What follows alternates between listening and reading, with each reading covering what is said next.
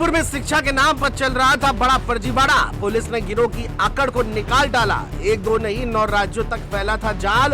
अब हुआ बुरा हाल। डिग्री रैकेट का किया पुलिस ने भंडाफोड़। 9 राज्यों और 14 यूनिवर्सिटी तक था जुगाड़। दिलाते थे युवाओं को डिग्री। अब पुलिस ने निकाली सबकी हेकड़ी। डिग्री चाहिए, परीक्षा नहीं देनी, बस पैसा दीजिए और मार्कशीट घर ले जाइए। कानपुर में कुछ ऐसा ही खेल चल रहा था। शिक्षा के नाम पर खुलेआम सौदा तो हो रहा था और हजारों युवाओं के भविष्य के साथ खिलवाड़ किया जा रहा था। लेकिन अब इस पूरे खेल पर पुलिस ने ऐसा वार किया है कि डिग्री माफिया की सारी हेकड़ी निकल गई। बता दें कि कानपुर के किदवई नगर इलाके में एक ऑफिस से ये पूरा नेटवर्क चल रहा था। नाम रखा गया शैल ग्रुप ऑफ एजुकेशन। बाहर से देखने पर सब कुछ समान लगता था, लेकिन अंदर असली काम था फर्जी डिग्री और मार्कशीट बनाना। पुलिस को गुप्त सूचना मिली तो टीम ने छापा मारा। मौके से 4 लोगों को पकड़ा गया। जब अंदर का सामान देखा गया तो हर कोई हैरान रह गया। जांच में सामने आया है कि ये गिरोह सिर्फ कानपुर तक सीमित नहीं था। 9 राज्यों तक इसका जाल फैला हुआ था। 14 विश्वविद्यालयों के नाम पर फर्जी डिग्री, मार्कशीट, प्रोविजनल सर्टिफिकेट और माइग्रेशन सर्टिफिकेट तैयार किए जाते। इतना ही नहीं, यूपी बोर्ड की हाई स्कूल और इंटर की मार्कशीट भी हूबहू असली जैसी बनाई जाती है।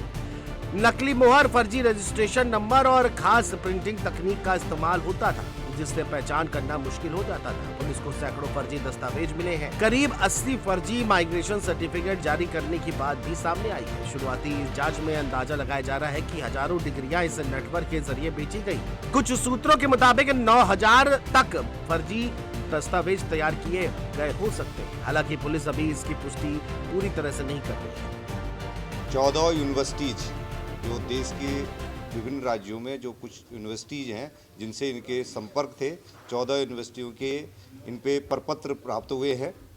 इनमें जो सरगना है शैलेंद्र, उस सहित 4 लोगों को पकड़ा जा चुका है।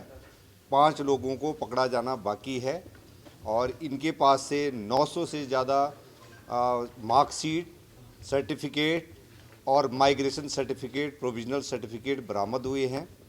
इनके यहाँ पर एक सेल ग्रुप ऑफ एजुकेशन, एक इंस्टीट्यूशन का ऑफिस खोला हुआ था और उसमें विभिन्न विश्वविद्यालयों से इनका संपर्क था और वहाँ से ये मार्कशीट बनाने का जो बिना एग्ज़ाम में बैठे हुए हैं, बिना किसी फॉर्मेलिटी के उन लोगों को पैसे लेकर के प्रपत्र जो सर्टिफिकेट इशू करते थे। गिरोह का तरीका सीधा था। युवाओं से मोटी रकम ली जाती थी। कहा जाता था कि बिना परीक्षा दिए डिग्री मिल जाएगी। कुछ लोगों को पहले छोटे लेन देन में भरोसा दिलाया जाता था, फिर बड़ी रकम दी जाती थी। कई लोग नौकरी पाने या प्रमोशन के लिए ऐसी डिग्रियां खरीदते थे।